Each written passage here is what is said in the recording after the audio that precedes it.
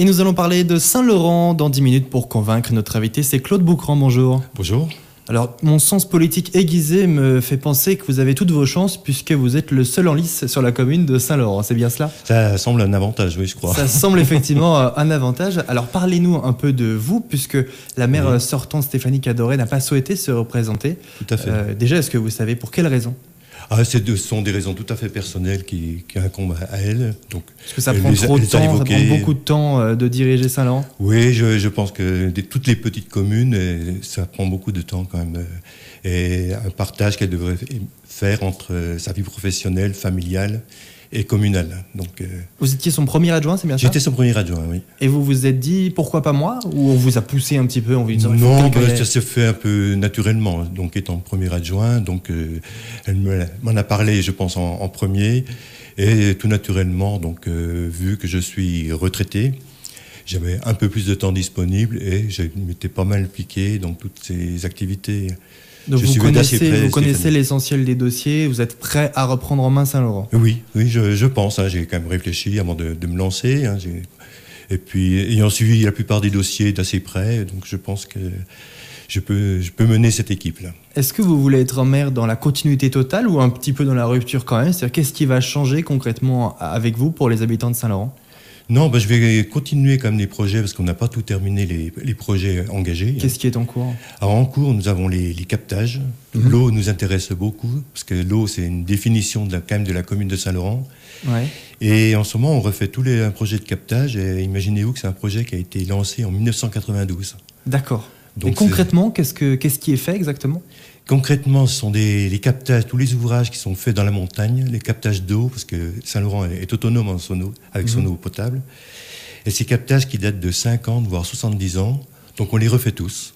D'accord. On a bénéficié de subventions et tout ça. Et donc il reste encore combien de temps pour que le projet soit définitivement terminé ? Le projet devrait être terminé donc, au mois cet été, on pense cet été. Oui. D'accord, donc en tout début de votre mandat, vous en avez fini avec ce projet de captage. Oui. Et ensuite, que voulez-vous faire ? Alors ensuite, on veut continuer donc de maintenir cette identité de Saint-Laurent. C'est-à-dire Saint-Laurent, c'est un village, tout le monde veut rester dans cette notion de village. Et donc on veut continuer et on est identifié donc par l'eau, donc on continuera avec ça. On est identifié par la forêt. Ouais. La forêt, on avait déjà, j'ai beaucoup participé à ça, donc à son aménagement. Donc on veut continuer aussi à refaire ce centre de village. Oui, justement. Alors, le centre de village, il vient d'être commencé. Donc, il en a commencé avec la salle communale. En détail, comment peut-on dynamiser ou redynamiser Saint-Laurent ? Est-ce qu'il faut repartir de zéro ou est-ce qu'on améliore petit à petit sur des années et des années ? Comment est-ce que vous concevez les choses ? On ne part pas de zéro. On part toujours d'un acquis des anciens. Il faut respecter tout ce qui a été fait par le passé. Donc, ça a été fait avec les moyens du bord, ça a été fait avec le temps, puisqu'on est une petite commune, donc il y a les financements et tout ça. Est-ce que c'est une petite commune qui a l'ambition d'avoir peut-être une activité commerciale plus dense, ou est-ce que c'est pas son projet ? Son activité commerciale, on veut la conforter. On a un petit village qui a une boulangerie. On en est relativement fiers d'avoir ces petits. Parce qu'il n'y en a pas à Saint-Cy. Alors du coup... Voilà. Nous avons des fermes et donc des producteurs de fromage, dont l'année dernière, je pense qu'on a eu le premier prix au salon à Paris, du fromage, quand même. C'est à noter. On a battu le Grand Bornand, quand même. Et donc, on veut conforter ça, et on aimerait bien faire un petit centre de village, donc avec ces commerces de proximité. C'est pas des commerces de grande ampleur, mais c'est le commerce de détail. C'est une volonté surtout de la municipalité, ou elle est vraiment portée par les habitants de Saint-Laurent ? Je pense qu'elle est portée par la municipalité et par les habitants qui souhaitent, autour de ce cœur de village qui est l'église, la mairie, la salle des fêtes, là, de conforter ce centre. Oui, parce que Saint-Laurent a une salle des fêtes aussi, il faut le préciser. Oui, donc la salle des fêtes qui vient d'être faite depuis la fin de l'année 2013. Et donc, on va continuer dans ces projets de centre de village. On a déjà acquis du terrain au centre donc, pour pouvoir faire des aménagements futurs. Si on se projette dans 6 ans, qu'est-ce que vous aimeriez qu'on ait retenu de votre mandat ? Eh bien, que le village soit toujours un village, que le village, on ait plaisir à le voir, plaisir à y habiter. Voilà, c'est ambitions, c'est pas énorme, mais je pense que c'est essentiel, quoi. Pour les gens qui ne connaîtraient pas du tout Saint-Laurent, est-ce que vous pouvez nous faire une petite présentation, une sorte de carte postale de Saint-Laurent? Comment vous voyez, vous, votre commune? Alors Saint-Laurent, on est au pied de la montagne de Coux. D'ailleurs, Coux, le sommet de Coux est à Saint-Laurent. D'accord, c'est à noter. C'est toujours la complexité de la géographie de la région. Donc on a nos forêts, on a nos ruisseaux.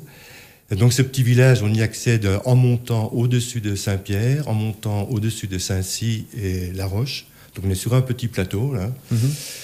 Et donc il est composé donc, de trois gros hameaux. Donc il y a Sonnex, quand vous venez de La Roche.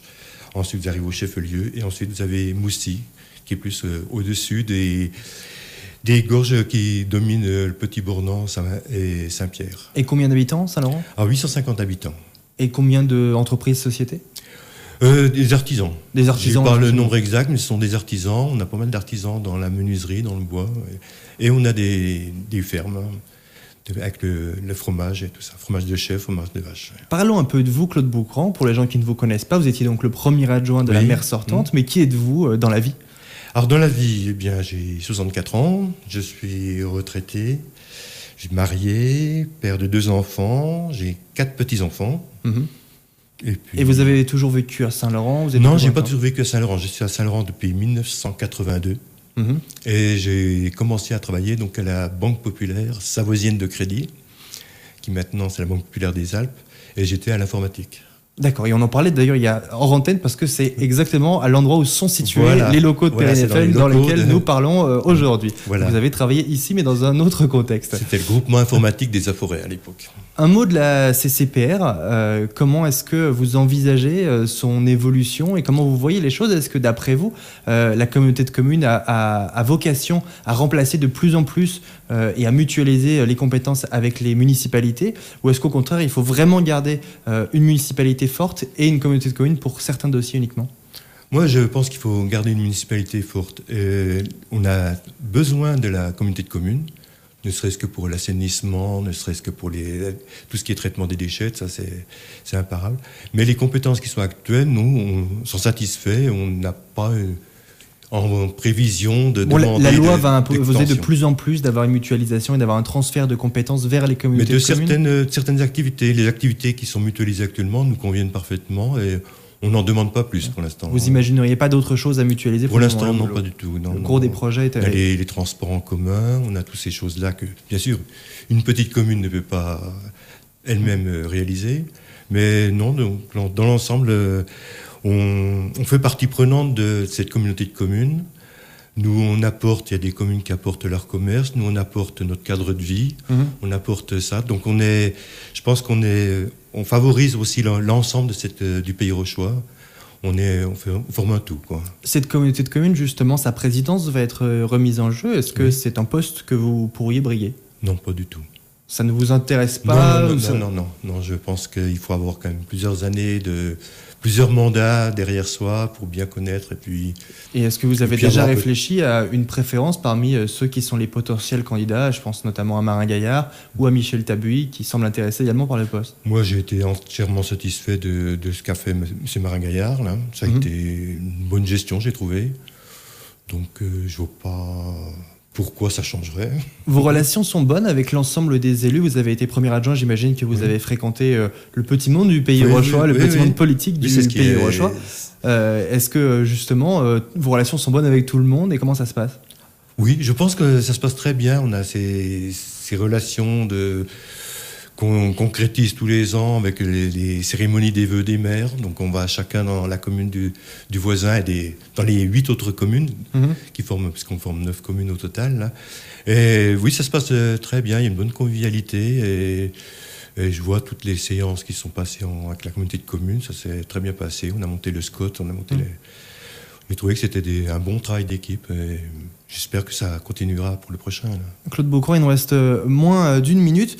Quelle est pour vous la principale qualité d'un bon maire? Qu'est-ce que vous voulez que les gens disent de vous? Bien, la qualité, c'est d'être disponible. Ça, je pense que tout le monde vous dit ça, disponible à l'écoute. Et vous le saurez puisque vous êtes retraité?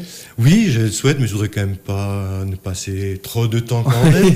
C'est sûr, il y a une limite. Oui, mais donc je pense que la qualité, c'est d'être à l'écoute, de s'intéresser à tous les problèmes qui sont petits ou grands. Parce que même les petits problèmes sont, pour d'autres personnes, d'importants cas à traiter, quoi. Eh bien, c'est la fin de ce rendez-vous. Merci beaucoup, Claude Beaugrand, d'y avoir consacré 10 minutes. Vous aviez donc 10 minutes pour nous convaincre. Merci.